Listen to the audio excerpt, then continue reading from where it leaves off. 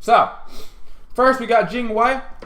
I have not personally played her yet, but from the people that have played her, they say she's okay. Apparently, she's not OP. She's not UP. Her early game is very strong, and then she has a very poor transition to late game. So her passive, which is arguably the best part about her kit, when exiting the fountain, Jing prepares for takeoff and then ascends into the sky.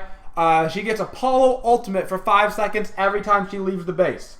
So think Apollo ult, you get it for 5 seconds, you get to go across the map, so you can basically land at the red buff, blue buff spawn on your side of the map every time you leave the base, which is crazy.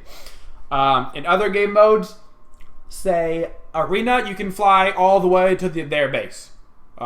Joust, their base kind of shit. So, there you go. Persistent Gust, this is her first ability. Gust of Wind, it's a really tiny circle. People that go into it are knocked up. They take damage initially, and then they take damage for how long they stand in it. When you walk into the area, you are also knocked up, which gives you an attack speed buff of 25% for 5 seconds. And this also pairs with your third ability. When you get knocked up into the air, you can dash in the air, and your dash is twice as long as it normally is without that. Explosive Bolts, this is a passive skill, essentially. You level it up, it gives you passive crit chance from 5 to 25%. When you activate the skill, your next 3 basic attacks are easier to hit. They have, there's the critical chance, and then you deal area of effect damage. And that area of effect damage procs things like crits, kin size, lifesteal, etc. Agility, arguably one of the worst abilities probably put into Smite in terms of cooldown for what it does. You dash forward. There's almost no point to use it regularly. It's an extremely small dash with an extremely long cooldown. But if you use it from your tornado or from any knockup, if you get Sobek Pluck, you can use it mid-Sobek Pluck. If you get the Vulcan knocked up, you can use it mid-Vulcan knockup. You can't do it during the Willixes because it's different. But and then you get a 5-second immunity to basic attack movement penalties. So you basically get Fatalis, which is awesome. That's great. As far as being a getaway skill, it's really bad unless you're talking about like anti-pluck, which in case it's good, just hard to use. But as far as just using it by itself, completely useless. You almost never want to use this unless you're up in the air from some sort of knockup. And then finally, her ultimate, which looks cool, but apparently is way too hard to actually hit. You do a brief channel, which is like half a second to a second long. I think it's half a second. You fly forward and up, and then there's a little, like a pretty fat but not very long area in front of you where you drop bombs, basically. And they can only hit once. It's not like if you're at the start of it and then you dash to the end of it, you can't get hit by every bomb. You'll get hit by one bomb. It's got good scaling. It's got okay damage. And then after the attack, you sit in the air, kind of like Ao Kuang, and you can come down, but over just a very, very small area. A very, very small area. You can't really dash too far afterwards. So getting into our skins, you can see our first skin, Panda skin, for who you might say, I assumed it was Kumba, is not Kumba, Odin Panda skin. Pandemonium Odin. This is not like a costume skin. Odin is legitimately turned into a panda. In all things associated with said panda. New voice pack, new animations. The ultimate is bamboo and grass and very pretty. Cool skin. Probably in a different patch would have been the coolest of the skins. But in this patch, nah, man. Nah, man. Y'all ready for this? Y'all ready for this? Grim Horseman Guan Yu. Oh, please take my money. Just take it, Hi-Rez. Take it all. You can have it. This skin in-game looks as cool as the card does. It's absolutely incredible. It blows my mind. The horse is like this dark mechanical horse. All the animations are this like super dark, scary, mechanical. Oh, man. It feels so good. It feels so good. Going on with our Grim theme, we have Grim Wraith Hades. This skin Also amazing, this skin has the coolest animations out of these skins to be released. The Hades ultimate is this giant dark pool of like matter, and the 3 is this giant pillar of like spoosh. And oh my gosh, the fear, there's like souls that come out of it. My goodness, man. My goodness. Absolutely incredible. And the last, oh, they didn't talk about the other one. Okay, we have World Weaver Neath, and we have a Vamana skin. Tier 2s for both of these. As far as tier 2s go, not bad for the Neath one, but the Vamana one's actually great. This is a tier 2 Vamana skin, and the mask looks super cool in game. In the big baby form, the mask looks super cool. So I would not be opposed to getting this tier 2 skin, honestly. This Vamana skin is really cool. Neath one, whatever. All the Neath skins look the same. And then, of course, recolored Jing, classic Kawaii. So those come with voice packs, etc., etc. And then we have updated Awilix Mastery skins. Holy, what the? They didn't show this on stream. I wonder why. I wonder why they didn't show this on stream. Everything seems right in the world. Anyway, apparently Awilix has new cards, and that's a sick card for various reasons. Okay.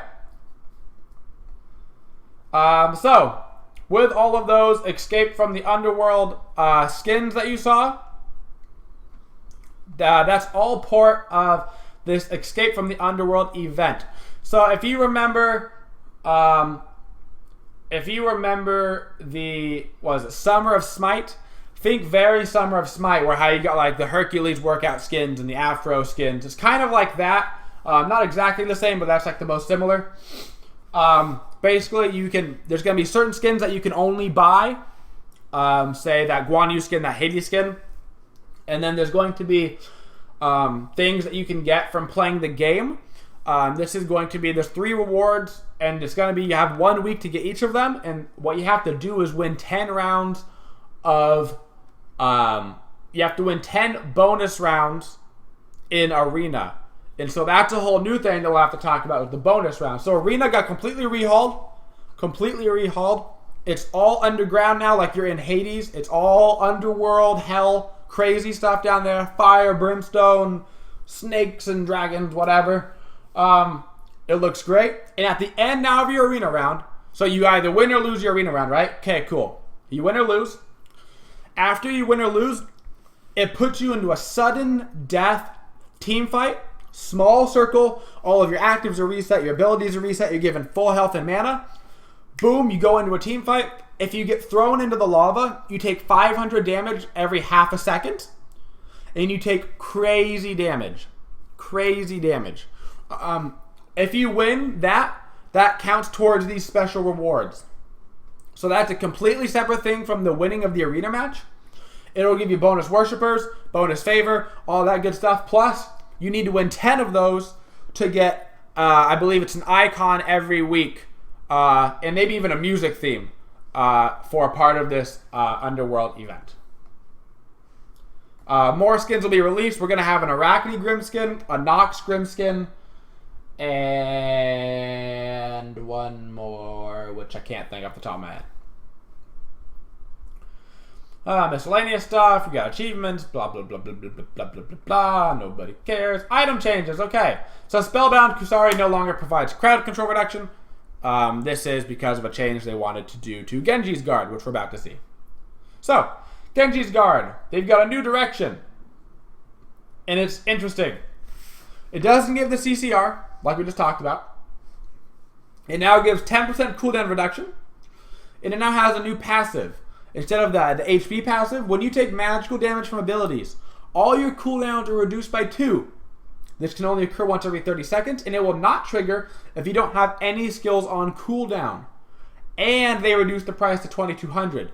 So, while this may not be the best on every god, gods like Guan Yu, who already have low cooldowns, and they're kind of based around using those cooldowns, dash, heal, get hit by magic ability, heal, dash, heal. You can do a lot of stuff. You can do a lot of stuff with that. So that'll be interesting. Oni Hunter's Garb getting a change. The passive 15 magical protections that you get for being out of combat for every like 10 seconds, you get 3 stacks. Now also affects in combat, so you don't have to do nothing all game, so you can get your stacks up to go into a team fight. So that's actually useful. Spectral Armor getting a crazy new passive, first of its kind in Smite that we've ever seen. When you activate a relic, you gain Ghost Walking. So think Osiris's corporal form, or his ethereal form, I should say, when he gets his passive up. And you can move through enemy players and enemy deployables. Now, this only happens when you pop a relic. So, in order to make this work, you have to have Spectral Armor, and you have to use a relic. So what's the relevance of this? You can walk through Ymir Wall, you can walk through Odin Cage, Thor Walls, whatever. All of that stuff. But it does require both having Spectral Armor and using a relic. It only applies on you. It's not like you can buy this and then get shell and everybody can walk through that stuff. That's not how it works. You have to physically have the item. It's when you have a relic. With the item. So, will it get picked up? Maybe. But like, who's going to pick it up? The soul laner? Okay, sure. Well, they have teleport, which they can't use as an active. And they have meditation. But they don't want to meditate inside the Guan cage because then nobody gets to heal for them to get out. It's a whole thing. Emerald Talisman, cost reduced. Stone of Gaia, cost reduced. Just trying to get Stone of Gaia to be picked up a little bit more. Obviously, nobody's picking it up because it's trash. So we'll see how that goes. A very interesting change that we'll see how it affects the mid lane. Soulstone increased magical power at 5 souls from 30 to 60. Obviously, Soulstone was not competing with Vampiric Shroud ever. There was not a single god, basically, that you got Soulstone on instead of Vampiric Shroud. Just because the sustain from Vampiric Shroud was so strong, especially because a lot of people wanted to buy the 600 gold helmet, which only left you with 2 potions, which was not very much sustain. Now though, 60 power, you get the mana regen from it, with the stacks. It gives you mana. You're really low on HP though, so you can't really fight, and you kind of want to fight in the mid lane. Give or take, we'll have to see how it goes, but could be useful. I mean, it flat gives you what? 20 power already, 30 power, plus 60 on your ability, plus you have red buff, plus you have, your helmet. 30 magical power smashdown on one of your abilities early could be a huge amount of burst. Or even purple pot. I don't know. We'll have to see. We'll have to test it out. Too early to see how it's going to go. And Shifter Shield, reduced cost. Shifter Shield, actually a great item, which is too expensive. 300 gold reduction, though, could mean that gets picked up a lot more. Agni getting the biggest changes we've ever seen to his kit. He has faster attack speed. Cool. Because when I think Agni, I think attack speed. Now, it is relevant because you have to get your passive up. Early game, it'll help a little bit, but it's not going to be whatever. Not going to affect Agni at all. Apollo, though, no jokes. I'm not going to lie to you guys right now. Apollo, I swear to you, is getting buffs. And so some of you might be thinking maybe, hey, Apollo's not too OP. Apollo doesn't need buffs. Okay, so I don't know if y'all have played against an Apollo since the throwing dagger start has become a thing. But if you try to lane clear against a throwing dagger Apollo with audacity up, it ain't gonna happen. He full clears the wave. So let's go ahead and buff him, man, because we want Apollo in every game for the rest of our life. For the rest of forever, dude. So let's go. So beautiful. Mana cost reduced, and reduced the cooldown to 11 seconds in all ranks. That's a 4-second cooldown in rank 1. 4-second cooldown, and it costs less mana. And across the sky, let's go ahead and give him decreased mana cost per second so he can stay in the sky longer, so he can decide where he wants to come down and go ahead and pop people. Those are the only changes, but he did not need them, period. Apollo was already super strong. Already. Bagosura getting a nice change. He can now consume any non-buff jungle creature at 100%.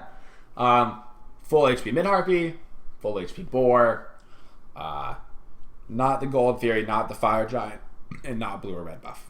But, nice change. Won't be great, but it's something. Chang'e. She's actually getting a pretty nice buff to her heal. Base damage, or base healing on her heal increasing by 10 at each rank. And base damage increasing by 15 at each rank.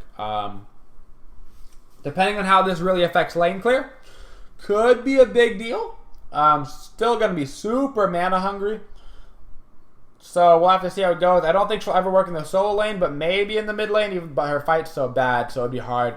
But maybe can see something on Chang'e starting to come back with a little bit of her Moonflower dance tapped. Chiron, fixed in and max lobby sound. Was literally unplayable. Hell getting a huge change. Hinder slow increased by 5% at each ranks, but more importantly, her light stance form. CC immunity to 1.25 at all ranks. So that's a super strong cleanse, which you can now use preemptively, starting at rank 1. So, you know, get slows off you, don't like people get plucked by Sobek. I mean, there's a lot of implications there. And that might put Hell back in somewhere, because she already does a lot of damage, but that could be something. That could be something. Odin increased the cooldown on his ultimate. About time. Obviously, Odin was getting played a ton. Huge amounts of Odin players coming out of the woodworks, getting played in 3 different roles competitively. Solo lane, jungle, and support, doing well in all 3 roles. So finally giving him the nerf to his ultimate so he can't use it hopefully twice every single team fight, sometimes 3 times. Scylla is another god that is getting a change here that I did not expect to get a change, but she's getting buffed. So let's go ahead and look at it. Increase the magical scaling on Sikkim, and increase the late game damage of Crush by just a tad. 5 at every rank from starting at rank 2. Not sure why we're touching Scylla. I mean, she's not getting played that much, but that's just because the game is a little bit more early game focused. Although competitively, it's starting to transition back into that mid-game fight. But we'll see what happens. Soul, something, fixed an issue, didn't nerf her. Hey, Sylvanas getting a little buff. They reduced the cooldown on his pull, and they reduced the mana cost. Actually, when you rank up the pull now, it reduces the mana cost instead of increasing the mana cost, promoting leveling it, and you know, pulling more late game, looking for opportunities instead of, you know, wasting your mana trying to get your pulls off and missing them. So that's the patch, guys. Generically, pretty good patch. I like all the changes except for maybe the Apollo. The Apollo change was very unnecessary. Other than that, I mean, Soulstone, cool. Spectral Armor, sure. Genji's guard might be a little bit broken on Guan, but maybe not. We'll have to see how it goes. Other than that, nothing too crazy. We'll have a video up soon as well, guys, on YouTube. After this, playing Jing, the new god. I'm about to go do that right now here on stream. And thank you guys for watching. Of course, thank you for those of you that subscribe to the YouTube channel. All right.